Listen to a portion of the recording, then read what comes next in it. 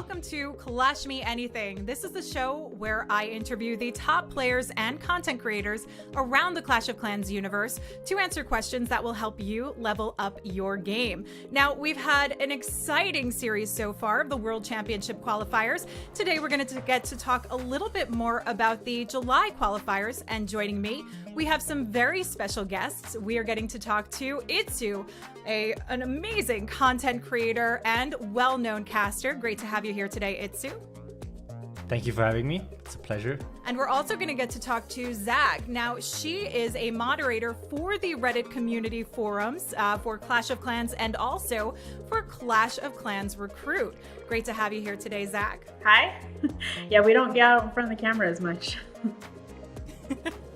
Well, you get on the camera today and we're going to have lots to ask you about. And we also have a very special interview from the team captain of Queen Walkers, Yuta14. Now, let's get into the nitty gritty because this July qualifiers, we had some amazing action and the Queen Walkers, of course, got the golden ticket and will be moving forward into the World Championships to join ATN and Tompanai. But we also got to see Carnage Gaming, a team that maybe not a lot of people knew about, but part of the French community and had a former MCS player, Hugo Stiglitz, on it, getting the silver ticket. But I want to know, Itsu, were there any surprises for you within this? That's a good question. I feel like Queen Walkers maybe was a surprise in themselves because typically they're like getting really strong towards the end of the qualifiers.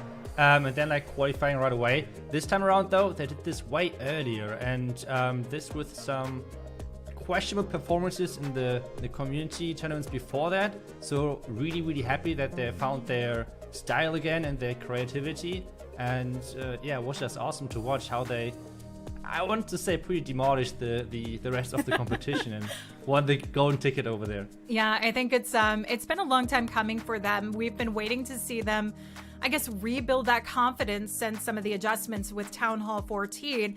They had amazing groove last year as they made it through in the end. And then, of course, being the Vice World Champions for 2020. But Carnage Gaming, you know, coming in with that silver ticket, Zag, you might remember Carnage Gaming because you were there at the 2019 World Champions in Hamburg, where MCES played, won their Vice World Championship title there. And Hugo Stiglitz was one of those players that actually moved away from MCES, moved on to his own team here with this French team, and they've moved on to get that opportunity towards the end to try and pick up a final golden ticket. Are you surprised in seeing that sort of caliber player coming into the mix? Not at all. I mean, actually, I think that's kind of really cool to see in Clash of Clans because that's exactly the kind of thing that you see happen, whether it's, you know, professional bands or sports or things like that, where you'll see people really kind of hit their stride, make those relationships. Sometimes they go out on their own and build their own thing. So it's pretty cool to see people building those sorts of relationships and those sorts of teams in Clash as things evolve over the years. Now, we actually talked a little bit to Yuta about that, and he has a particular team that he expects to see come into the mix, but we had a great interview with him talking not only about that, but a little bit more about the World Championships. So why don't we take a quick look into our interview with Yuta14 of Queen Walkers. Welcome, Yuta. Great to have you here. I want to give you a big congratulations on winning that golden ticket. You make a lot of content for YouTube right now, releasing videos and live streaming. So what is your favorite thing about making YouTube content? 対戦の動画をそのままライブでお届けするのもすごく楽しいですし、ライブの周りの反応が見れるっていうのはやっぱり他のファンたちの反応が見れるのはすごく楽しいし、そういうのをクイーンウォーカーズだったり、クラッシュオブクランだったり、僕たちのチームで検索して見つけてくれるとすごく嬉しいです。Now, with this being your third year in the row going into the World Championship qualifiers, do you feel this is going to be your year to win it? 去年、3年前は MCES に初戦で負けてベスト8で負けて世界との壁っていうのを痛感して、でさらに去年世界2位まで慣れて世界との距離、自分たちでもできるぞっていうことをはっきり理解して、今年は本当に世界1位になれるかなってそう思ってやっています。As far as the playing style goes, you have particular hit orders. And for you, Yuta, you are the last player to hit pretty much always. And my assumption is, being the team captain, that puts more responsibility on your shoulders. But how do you handle that kind of pressure, particularly when your last attack determines the war potentially? チームの順番、チームの攻撃順番を決めるのは企業秘密です。それで、ラストのプレッシャーっていう部分に関しては、まあ、かなり3年もやってきましたし、慣れてますし、まあね、僕の一手でね、勝つか負けるか決めるなんて最高じゃないですか。It's got to take a little bit of pressure off knowing that you have already been through this, especially since you're the Vice World Champions. But you are going to be joining the ranks of ATN and Tomp and I, very worthy opponents here. Who do you think will also join you for the World Championships this year? MCS がやっぱり一番濃厚かなとは思ってるんですけど、他の日本のクランにも頑張ってほしいと思ってます。We are looking forward to seeing you playing in the World Championships again this year for your third time around, and we wish you the best of luck. Thank you so much for joining us today, Yuta. いつも応援ありがとうございます。すごくクラクラを楽しんでプレイすることが一番大事だと思うので、楽しくプレイしてください。So Yuta brought up some many great points and some various topics here, and I'm curious, what really impacted you the most from what Yuta had to say, Zach? Getting involved in the different aspects of making YouTube and stuff like that can really, really help people get super involved into the game, because you learn by doing. We've seen a lot of people who have their very first YouTube video, and let's just be honest, most people's first YouTube videos are not anything anybody wants to watch except for them and their friends. So that's kind of an interesting piece of advice he had about that. Yeah, and it's something that you can just enjoy doing. I think it's just a great way to showcase the game in general and have fun with it, which is the most important thing. Now, Itsu, one of the things that Yuta mentioned was his prediction for MCES to get this golden ticket. I think it's something we've discussed kind of over the past few episodes, and that's the one name that keeps coming up. And we saw Hugo Stiglitz come in with Carnage Gaming getting the silver ticket, formerly of MCES, but the actual MCES team has yet to get in there, get that golden ticket. They did obviously qualify for the silver ticket, but they're looking for that bigger opportunity. With the next qualifiers coming up, do you think MCES has the opportunity, the drive, the ability to get this done? I think for sure, like MCS is a really, really good team. They are already part of this community for quite some time, so they have the experience as well, which is something which I feel like is always really underestimated. Like we saw this, for example, with Hugo Stiglitz, bringing just this experience to the team and maybe just like guiding them through pressure moments, for example. So things like that are super important, especially knowing that like thousands and thousands of people are watching. So I think MCS for sure has the chance of getting this next golden ticket, so I can fully understand why Yuta is predicting them to get that. Any other predictions that you have coming up that you suspect we'll see as far as teams go? I feel like the other team right now which has a really good shot at the golden ticket is AS Monster. They are right now are incredibly good with like the meta and everything. They have like reworked their roster now and kind of like grouped up the best players of two different teams.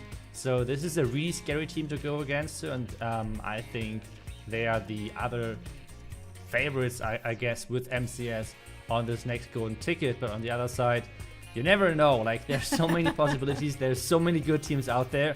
So it's never a safe bet. But to me, those two teams are right now the favorites to win this next qualifier. Yeah, and I think one of the interesting things that we can highlight on is the fact that we have not seen the same teams coming through the qualifiers within the 3 matches. That statistic is that in every single qualifier, we've had 6 new teams, though we do recognize all of these teams. These are all pretty much staples that we've heard of within the competitive community, and of course some of our top players. But why do you think this is, Itsu? Why do you think we're seeing so many different teams mixing it up each month in a row?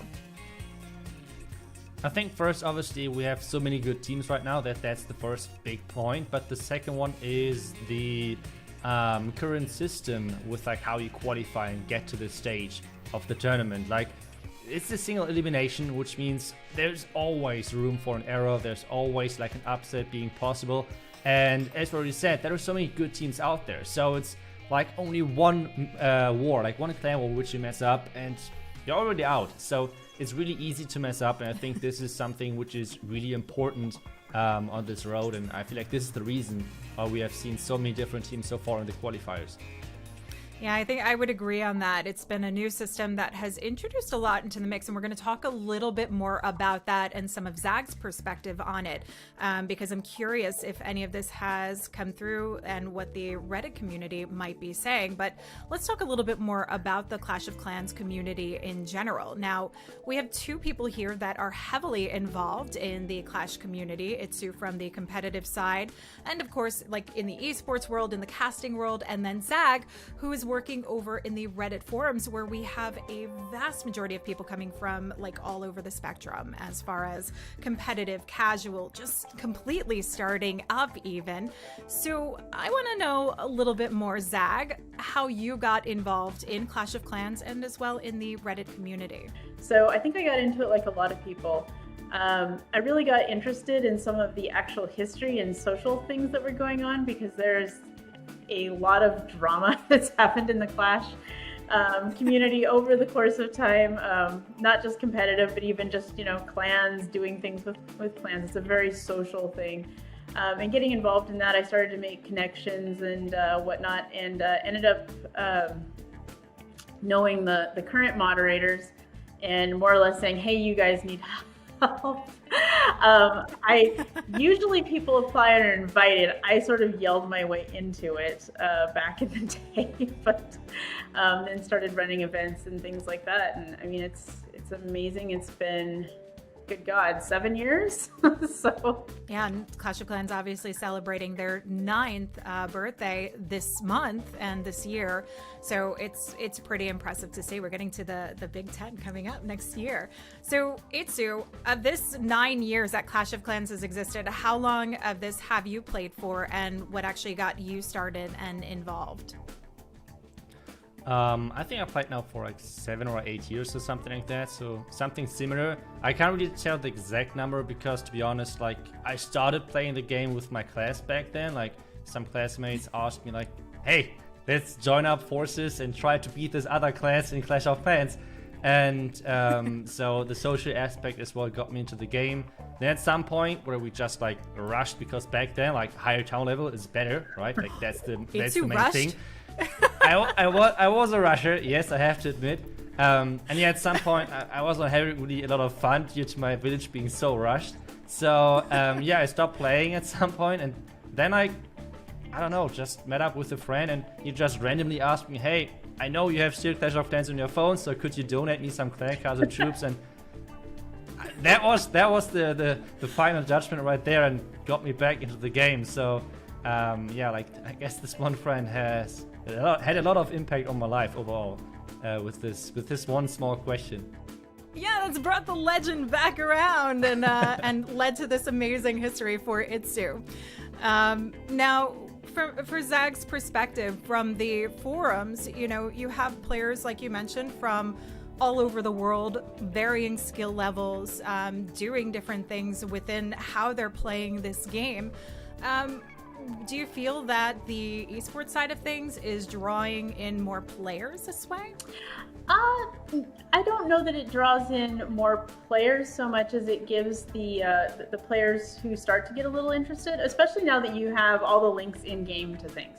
That helps enormously because people can find it. But I think it helps people actually kind of get a little more excited about the game once they get into the game, and I think it helps them get a little more exposure to what some of the highly competitive Clash of Clans is.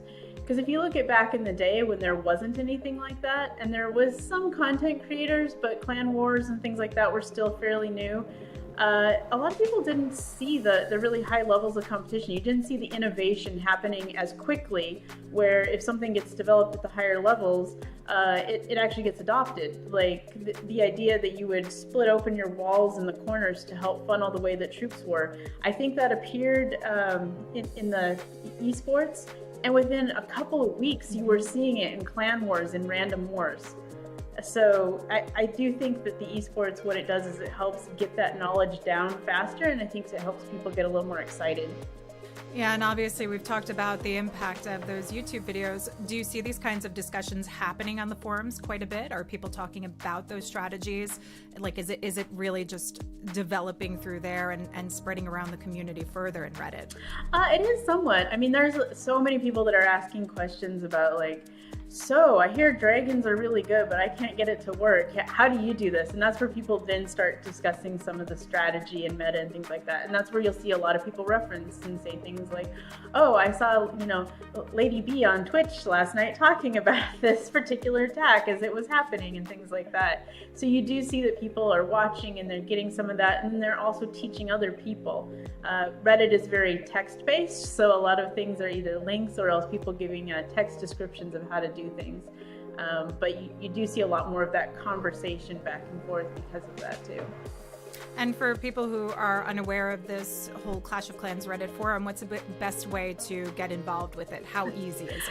Oh, it's super easy. All you have to do is preferably have a Reddit account, although you can read it even without an account, and just go to www.reddit.com and then look up Clash of Clans, and it's right there. You just start reading threads, and anytime you want to get your voice in there and comment, go for it.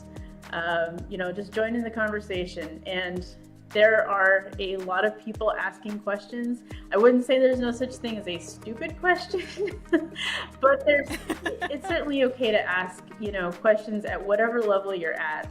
And if you're at a high level and you have a question about something very technical, ask, because someone there is going to know. If you're just starting the game and you have a question about super basic mechanics, like why can't somebody donate me their queen? Go ahead and ask that too. People might laugh at you, but you will get an answer.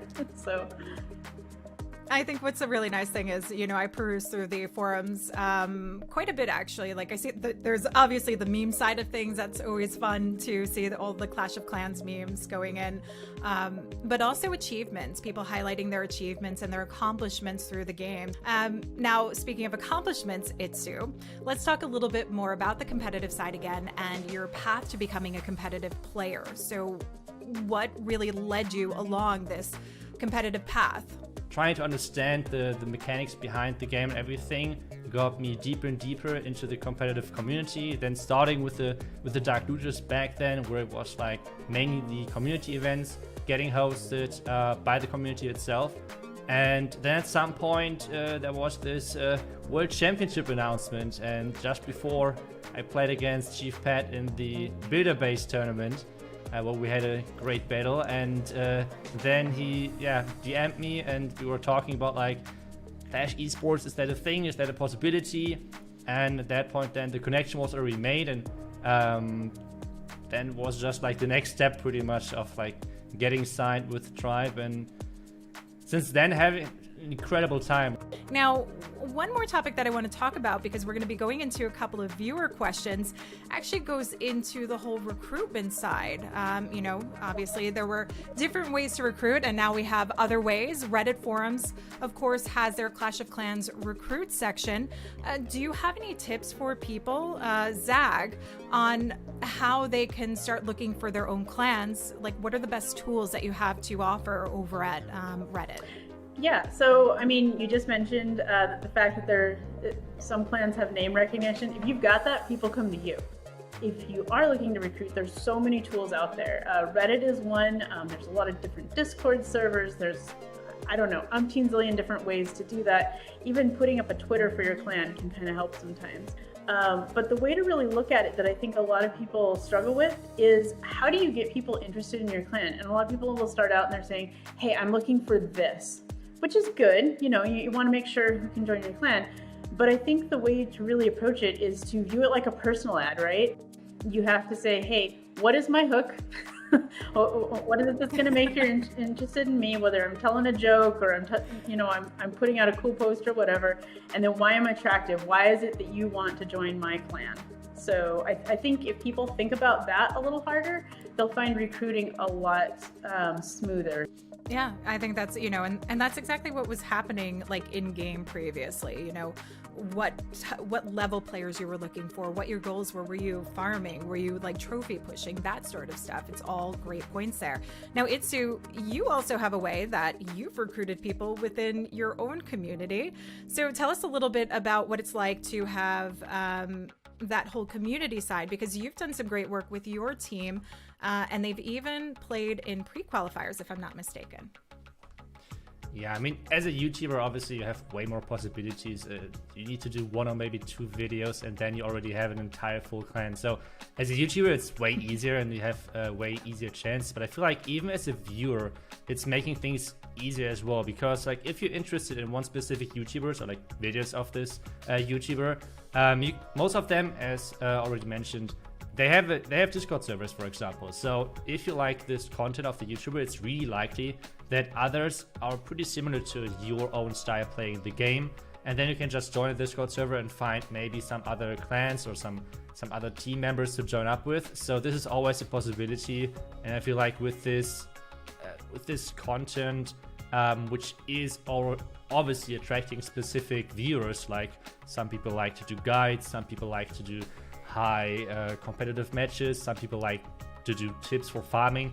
Obviously each person likes different type of videos, and then based on that you can see what type of videos you like and what most likely other people like as well, and then you already are on one line with like different with like a good topic to talk about or like a clan to build up. So I think this is as well a chance where you can get in contact with people which are pretty similar to yourself.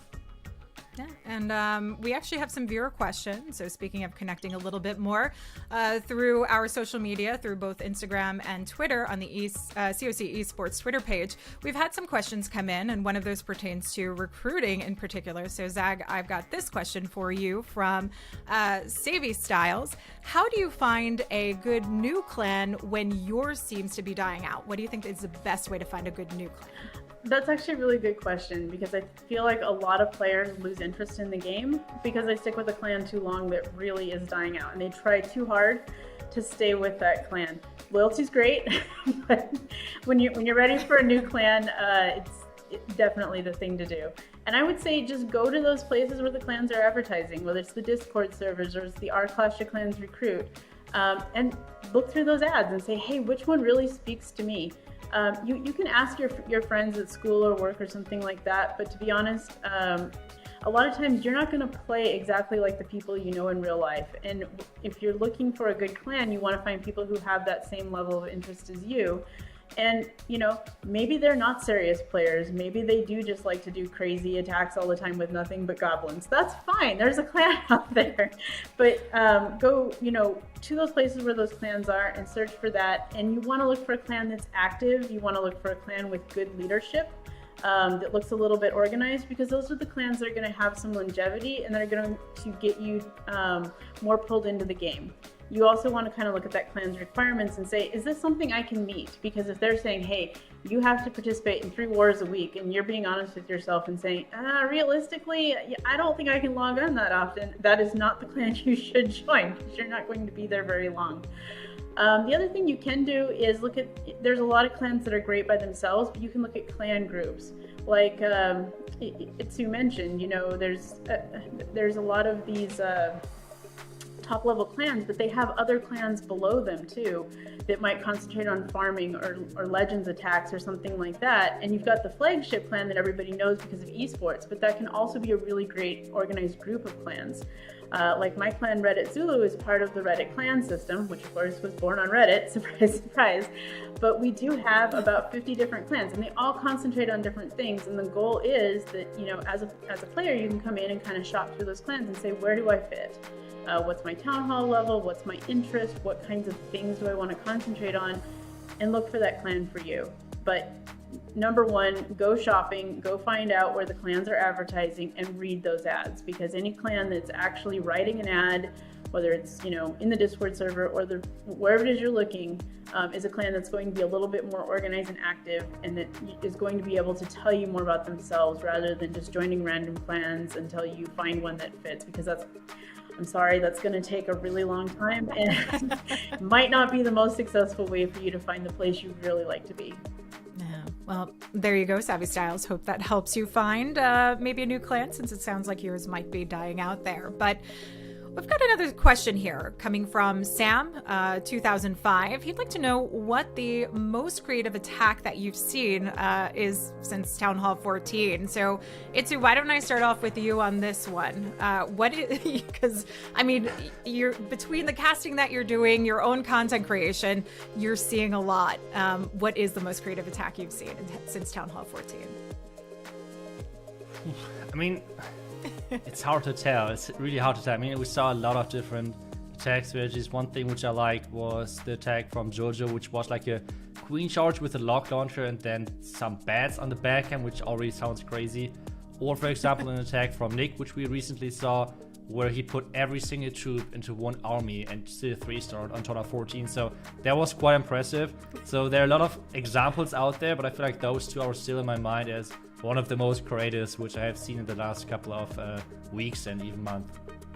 Yeah, and of course we get to see quite a bit coming through with so many different teams playing right now in the various leagues coming from just across the world. I mean, one of the big ones is that whole clone drag that is just massacring through bases right now. But for you, Zag, what would you say is the most creative attack you've seen? Creative is really hard because of the fact that when I tend to think of creative, I tend to think of the really out there attacks that, you're just absolutely shocked that they succeed. But I think those aren't necessarily the ones that you want to highlight because they do tend to be very, either they get super lucky or they're super well tailored to the specific base that they're attacking. Like I saw one that was mass baby dragons at Town Hall 14 that somehow 3-starred. I could never repeat that. I would not recommend that to anybody unless maybe there's an attack I'm unfamiliar with. But what I do see instead is some of the creativity that's gone into some of the new attack styles that have been developed. I wouldn't call them creative in the sense that nobody's doing them. I'd call them creative in the sense that a lot of people are doing them really well, and it's something that, whoever came up with this first, imagine the first person who came up with a queen walk, right? Putting your healers on a queen and letting her spend 30 seconds of your attack doing something is kind of amazing. And you still see people doing, queen charges and queen walks all the time. But I do have to say that I really like seeing all of the air attacks that are going on, and I like seeing the way that they're being paired with some really creative clan castles. You hear Blizzard all the time because it's super successful, but the way people have been using super troops in clan castles to achieve very specific goals, I think for me just shows a lot of creativity in the community. Even if the things that are successful, yeah, they do get used a lot, but the first person to come up with that put a lot of either trial and error or just really had that kind of light bulb moment to say, hey, I bet this would be really interesting. Let's try this and see how it works. Yeah, I think you have such a great point because, at first it starts somewhere with somebody who's created that, until it does become popular, and then it loses that creativity tag, but still kind of there, and, how effective it can work. And I'm just going to sneak this one in because I know Itsu's thoughts on Valks, but we just had an announcement of hit points going up on Valks, and of course, Yo-Yo's infamous. I think Boom also did it as well, but the King and Warden walk with the Queen walk and Valks coming in, also a fun thing, and we'll see if we're going to get some more creativity coming out of Valks, one of the lesser used troops right now in Town Hall 14. But that's about it for our viewer questions and for the show today. I really appreciate having you guys here. We've had some amazing conversations today. So a huge thank you to Itsu, to Zag, and of course to Yuta14 for joining today. And thank you so much to the community for all the support and for the amazing questions that you have brought through. Now, don't forget to follow us over on the COC Esports Twitter page and over on Instagram, because you'll have an opportunity again to submit your questions for a future episode. But until next time, make sure to stay tuned and we'll catch you on the battlefield.